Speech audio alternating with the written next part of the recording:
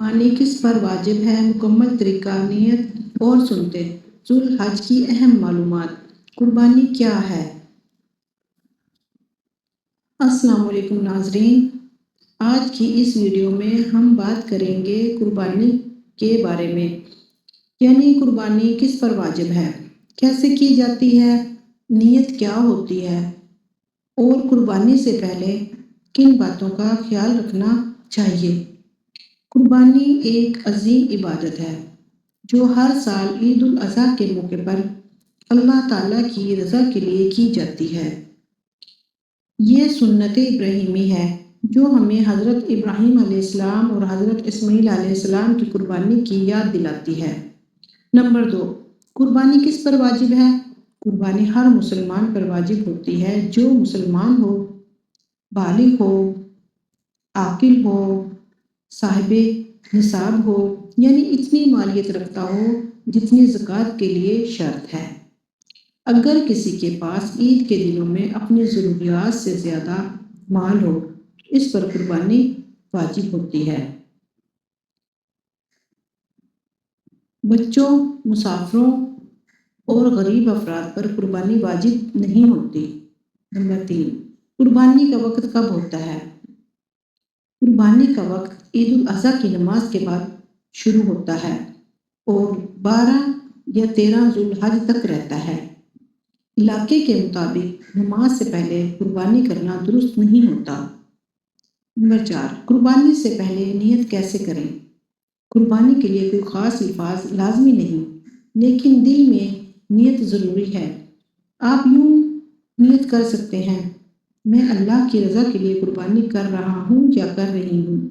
اصل نیت دل کا ارادہ ہے، زبان سے کہنا شرط نہیں۔ قربانی سے پہلے ناخن اور بال کاٹنے کا حکم حضرت محمد صلی اللہ علیہ وسلم نے فرمایا کہ جو شخص قربانی کا ارادہ کرے وہ ذوالحج کا چاند نظر آنے کے بعد ناخن نہ کاٹے، بال نہ کاٹے۔ یہ عمل قربانی کرنے تک بہتر سمجھا جاتا ہے، لیکن یاد رکھیں یہ واجب نہیں بلکہ مستحب ہے، بہتر عمل ہے۔ نمبر 6، قربانی کا طریقہ، سٹیپ بائی سٹیپ۔ قربانی کا صحیح طریقہ یہ ہے: سٹیپ 1، جانور کا انتخاب۔ قربانی کے لیے جانور بکری، بکرا، گائے، بیل، اونٹ۔ جانور صحت مند اور عیب سے پاک ہونا چاہیے۔ جانور کو لٹانا اور قبلہ رخ کرنا۔ جانور کو آرام سے لٹایا جاتا ہے اور اس کا رخ قبلے کی طرف کیا جاتا ہے۔ سٹیپ 3، بسم اللہ کا پڑھنا۔ ذبح سے پہلے یہ پڑھا جاتا ہے: بسم اللہ، اللہ اکبر۔ سٹیپ 4، اس میں نیت، یعنی کہ دعا اور نیت۔ آپ دل میں یہ نیت کریں: اے اللہ، یہ قربانی تیری رضا کے لیے ہے، اسے قبول فرما، آمین۔ سٹیپ 5، ذبح کرنا۔ چھری تیز ہونی چاہیے تاکہ جانور کو تکلیف کم ہو۔ جانور کو آرام سے اور جلدی ذبح کیا جاتا ہے۔ نمبر 7، قربانی کے بعد کیا کریں؟ قربانی کے بعد گوشت 3 حصوں میں تقسیم کرنا بہتر ہے۔ ایک حصہ غریبوں کے لیے، ایک حصہ رشتہ داروں کے لیے، ایک حصہ اپنے گھر کے لیے۔ شکر ادا کریں اللہ پاک کا جس نے آپ کو یہ توفیق دی۔ اللہ کا ذکر کریں، غربا کا خیال رکھیں۔ نمبر 8، قربانی کی اہمیت۔ قربانی صرف گوشت کھانے کا نام نہیں ہے، یہ ہمیں سکھاتی ہے اللہ کے حکم پر قربانی دینا، صبر کرنا، احسان کرنا،